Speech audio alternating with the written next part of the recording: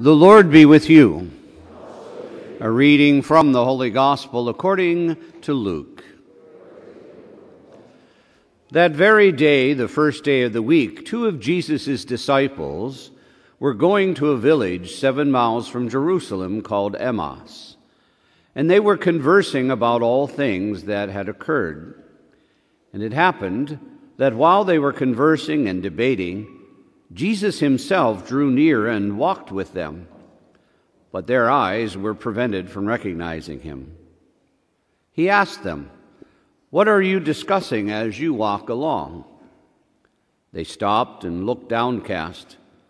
One of them, named Cleophas, said to him in reply, "Are you the only visitor to Jerusalem who does not know of the things that have taken place there in these days?"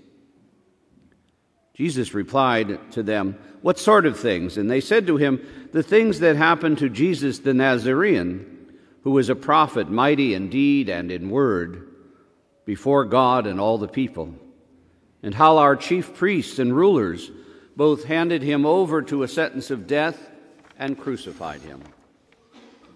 But we were hoping that he would be the one to redeem Israel. And besides all this, it is now the third day since this took place.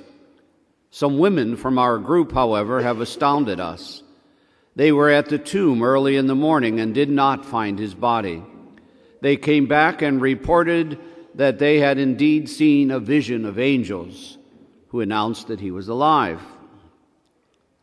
And some of those with us went to the tomb and found things just as the woman had described, but him they did not see." Jesus said to them, "Oh, how foolish you are! How slow of heart to believe all that the prophets spoke! Was it not necessary that Christ should suffer these things and enter into his glory?"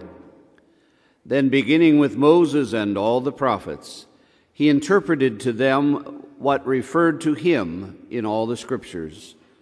And as they approached the village to which they were going, he gave the impression that he was going on farther. But they urged him, "Stay with us, for it is nearly evening, and the day is almost over." And so he went in to stay with them. And it happened that while he was with them at table, he took bread and said the blessing. He broke it and gave it to them. And with that their eyes were opened, and they recognized Jesus, but he vanished from their sight. Then they said to each other, "Were not our hearts burning within us while he spoke to us on the way and opened the Scriptures to us?" So they set out at once and returned to Jerusalem, where they found gathered together the 11 and those with them who were saying, "The Lord has truly been raised and has appeared to Simon." Then the two recounted what had taken place on the way and how he was made known to them in the breaking of the bread. The Gospel of the Lord.